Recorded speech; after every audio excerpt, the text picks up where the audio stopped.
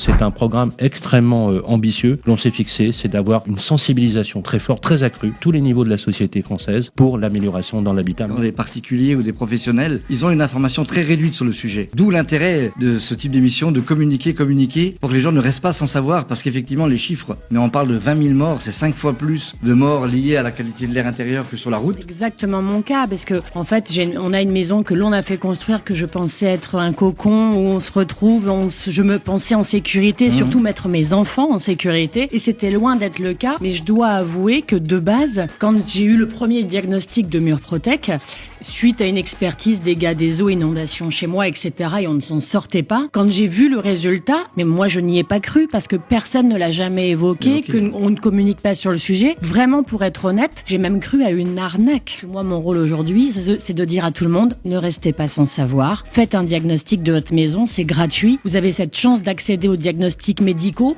faites-le aussi en diagnostic, entre guillemets, médical de votre maison pour sauver peut-être la vie de votre famille. Il y a deux grandes familles, d'accord, de problèmes d'humidité. Il y a l'humidité accidentelle, qui vient suite à des dégâts des eaux, une fuite de terrasse, de toiture, de canalisation. Et après, il y a également l'humidité structurelle, qui se répartit en 3 grandes catégories. L'humidité dite ascensionnelle, qui vient du sol, donc c'est l'humidité qui remonte au travers des murs, ça emmène les sels minéraux et au contact de l'oxygène, il y a une réaction chimique qui se crée et ça crée le salpêtre, qui lui, d'accord, est un corrosif pour le bâtiment. La deuxième catégorie, c'est les infiltrations, ça c'est quand on est dans les pièces enterrées. Et la troisième, d'accord, catégorie, c'est l'humidité de condensation, qui elle, la plupart du temps, arrive par un manque de ventilation, un manque d'aération.